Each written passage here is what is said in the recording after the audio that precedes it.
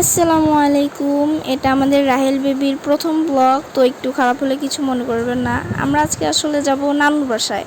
আমরা এখানে নিচে নামছিলাম, এই যে আমাদের রাস্তা একটু অবস্থা খারাপ। সো এরপর আমরা রিকশায় উঠে পড়লাম। এখানে আমরা রিকশায় করে যাচ্ছিলাম।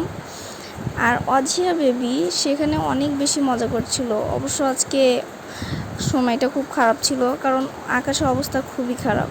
এই যে অজিয়া বেবি, সে অনেক খুশি রিক্সা ওঠার জন্য। তার অনেক মজা লাগে যখন সে কোনো জায়গায় উঠে বা কোনো গাড়ি ঘোড়ায় উঠলে। এরপর আমরা কিছুক্ষণ পরেই এখানে চলে আসলাম জীবন জুয়েলার্স। এটা হয়তো আমার আম্মুর চেনা, কিন্তু আমি এদের জানি না। সো এরপর আমার আম্মু কিছু দেখছিল। এখানে আমার আম্মু অনেক কিছুই নিয়ে দেখছিল। এখানে দুটো বালা নিয়েছিল না কি বলে আমি সেটা জানি না।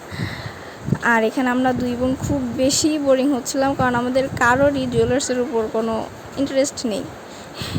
এই যে আমার বোনের মুখটা একদম খারাপ হয়ে গেছে। এখানে আমরা আয়নাতে রূপসী মুখ দেখছিলাম। এরপর আমার আম্মু এই যে এই দুইটা বালা এবং এই যে অজিহার জন্য এই নুপুরটা নিয়ে নিল। আমারও মোটামুটি ভালোই লেগেছে, আমার আম্মুরও খুব পছন্দ হয়েছে।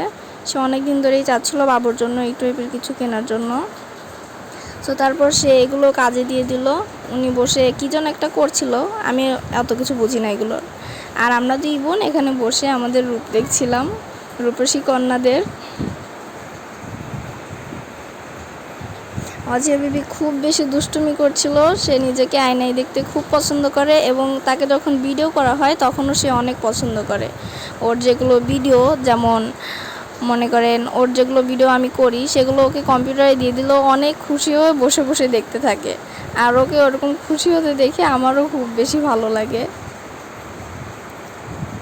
আমি আসলে এই ব্লগটা এই পর্যন্তই করেছি, বাজারে আসা পর্যন্তই। এরপরে আমি নানুর বাসায় গিয়েছিলাম, সেটার ভিডিও করা হয়েছে, কিন্তু আমি সেই ভিডিওটা একটু পরে দেব।